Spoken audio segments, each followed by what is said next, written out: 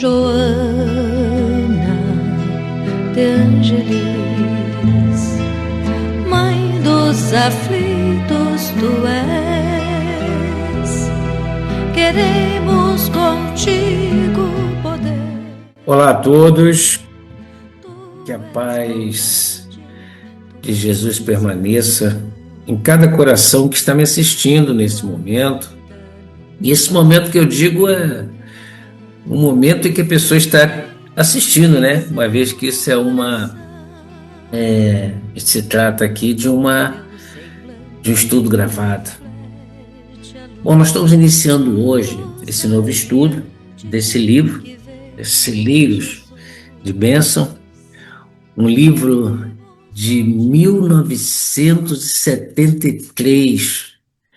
Foi quando Joana de Ângeles, então, nos dá realmente esse celeiro de bênçãos através de Divaldo Franco, que hoje também já se encontra na pátria espiritual. Então, nós estamos iniciando esse estudo. É um estudo como um outro estudo da doutrina. E, assim, eu estudo para mim. E aí eu compartilho com quem desejar aprender, principalmente nesse nosso atual momento que estamos vivenciando, que é esse momento de transição, onde tantas coisas estão acontecendo, mas nós sabemos, com a confiança que temos em Deus, com os ensinamentos que Jesus nos traz, nos trouxe, continua nos trazendo através dos seus mensageiros sobre Deus, sobre o amor de Deus, sabendo que isso então tem um fim, né? Tudo tem um começo, um meio e um fim. E a gente vai então aproveitar essas lições para que a gente possa refletir sobre elas, refletir sobre nós mesmos. Esse livro tem 60 itens. Eu vou começar, não do 1, porque o 1, exatamente, ele está falando no orando no Natal. Eu vou deixar para o período de Natal, para que a gente possa fazer esse estudo. Então, o estudo vai ser dessa forma. Eu vou ler, tentar falar algumas palavras nos parágrafos, mas vai ficar para todos, tá? Vai ficar para quando desejarem perguntar. No final, a gente vai colocar o nosso Zap, que é agora um sistema muito mais fácil de comunicar, né? Tem o e-mail também. E podem fazer perguntas, a gente pede que compartilhe, porque às vezes as pessoas ouvem isso e estão necessitando exatamente disso.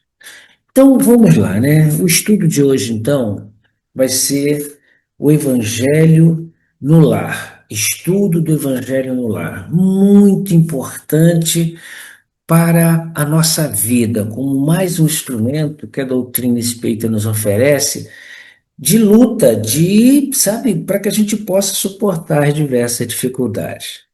Vamos ver então o que Joana de Ângeles, essa mentora maravilhosa, que tem tanto conhecimento da nossa mente, do ser humano de uma forma geral, o que ela fala sobre esse título que ela coloca, Estudo Evangélico no Lar.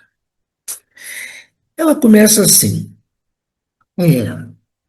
na expressiva República do Lar, onde se produzem as experiências de sublimação, estabelece o estudo do Evangelho de Jesus como diretriz de segurança e legislação de sabedoria, a fim de equilibrares e conduzires com retidão os que aí habitam em clima familiar. Família é tudo.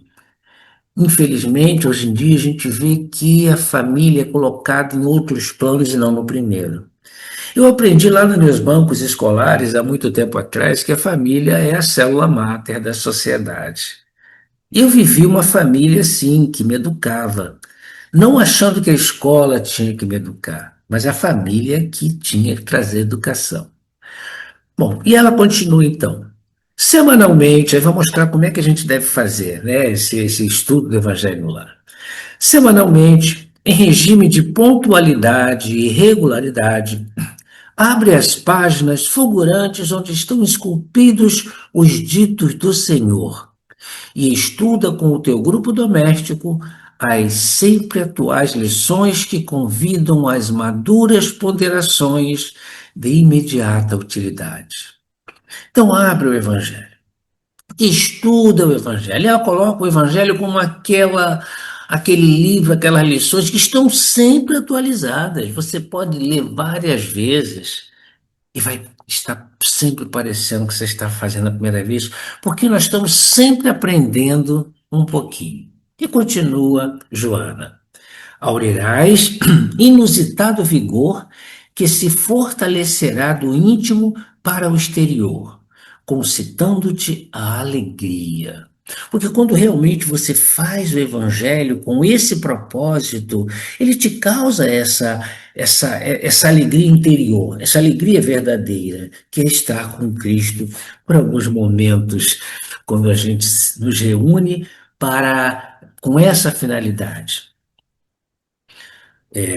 Competirás no exame das questões sempre novas na pauta dos estudos, dos problemas que inquietam os filhos e demais membros do clã, encontrando pela inspiração que fluirá abundante soluções oportunas e simples para as complexas dificuldades, debatendo com franqueza e honestidade as limitações e os impedimentos, que não raro geram atrito, estimulando animosidade no concerto de reparação na intimidade doméstica.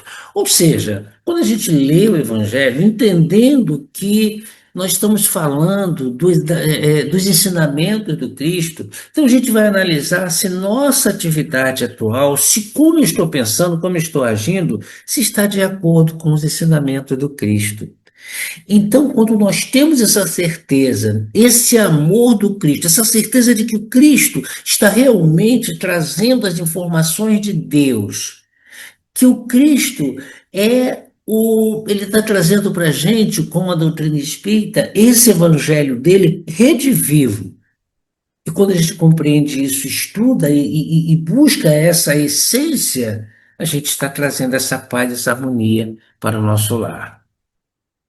Penetrarás elucidações dantes não alcançadas, robustecendo o espírito para as conjunturas difíceis em que transitarás inevitavelmente. Quando ela fala inevitavelmente, é porque a vida, essa nossa vida que nós estamos aqui atualmente encarnado, é luta. É o tempo todo luta. Nós estamos encarnados porque nós necessitamos dessa evolução, desse crescimento. Ensejar-te-ás diálogos agradáveis sobre a diamantina claridade da fé e a balsâmica meditação da paz, estabelecendo vigorosos liames de entrosamento anímico e fraternal entre os participantes do ágape espiritual. Então, quando a gente faz isso, discute, conversa e tenta buscar essa essência, a gente traz essa harmonia para o nosso lar.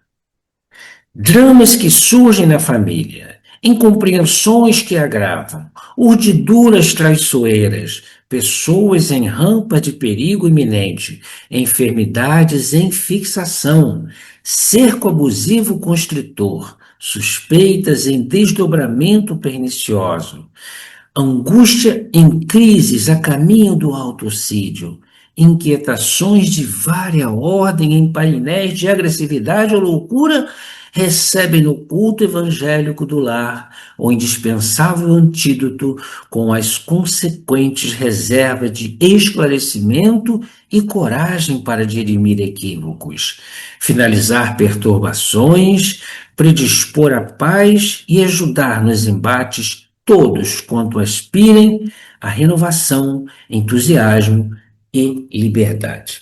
Então a gente percebe que, assim como Joana coloca, e tantos outros espíritos passam para a gente, a dificuldade que nós temos em lidar com as nossas questões em casa e o que o culto do Evangelho no lar ele pode fazer por nós. O que o culto do Evangelho no lar ele faz em benefício da família, em benefício de cada um de nós que habitamos essa orbe, nessa família que é o nosso ponto de partida.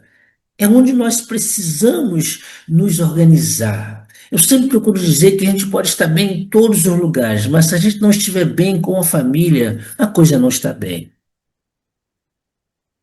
Onde se acende uma lâmpada, coloca-se um impedimento, a sombra e a desfaçatez. Então a gente acende uma luz, a gente não fica com pensamentos negativos. Então ela coloca que onde nós pensamos positivo, onde nós acreditamos em Deus, onde nós possamos ver as coisas boas, nós vamos procurar emitir essa luz.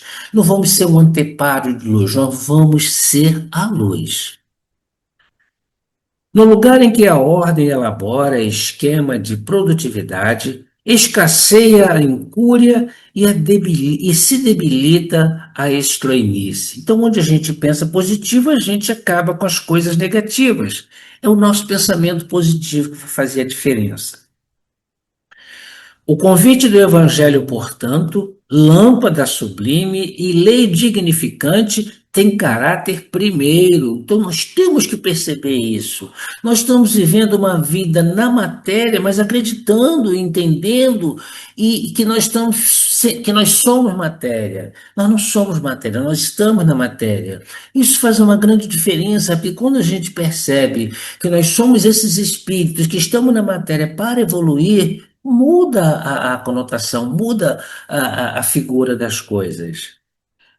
Da mesma forma que a enxada operosa requisita braços diligentes e a terra abençoada espera serviço de proteção e cultura, a lavoura do bem entre os homens exige trabalho contínuo e operários especializados. Esse trabalho contínuo somos nós, esses operários especializados somos nós cristãos. Eu não estou falando só dos cristãos espíritas, não. Eu estou falando todos aqueles que acreditam em Jesus, que lutam pela causa de Jesus, que procura ser aquele espírito que está contra o mal e atuando através do bem.